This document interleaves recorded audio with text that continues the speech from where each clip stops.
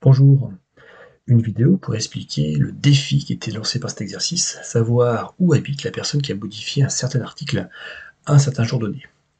Donc la première chose à faire, c'est se connecter justement au site donné, donc sur Wikipédia, à l'article Internet, puisque c'est le thème sur lequel on travaille. Donc pour savoir toutes les modifications qui ont eu lieu, ici il y a un foire historique, et si on clique dessus, on peut voir justement toutes les dernières modifications qui ont eu lieu.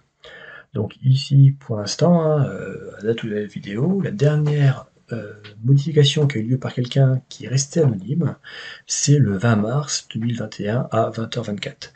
Il est possible que quand vous ferez cet exercice-là, et donc qu'il y aurait d'autres dates qui sont proposées, évidemment, et que même au niveau de l'exercice, hein, du cours, ça soit une autre date que celle de la vidéo qui soit proposée, puisque l'exercice évolue au fil du temps. Donc en tout cas, ici, la plus récente modification anonyme, où les personnes ne sont pas identifiées, c'est celle-ci. Donc, on a l'adresse IP 76 64.68.55. Donc on va même savoir justement quelle modification était apportée par cette personne.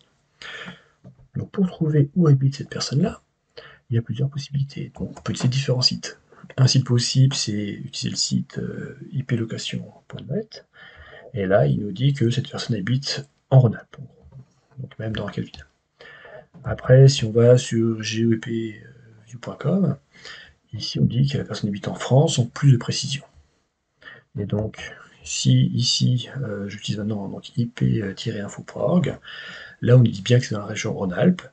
J'ai aussi une carte ici avec OpenStreetMap. Et donc si je zoome, on peut justement voir à peu près dans quelle région de Rhône-Alpes, hein, donc entre Grenoble et Valence. Et si on continue à zoomer, on voit justement à peu près où habite la personne. Donc il y a toujours des imprécisions, mais en tout cas ici on peut voir qu'elle habite en Rhône-Alpes, dans un village particulier.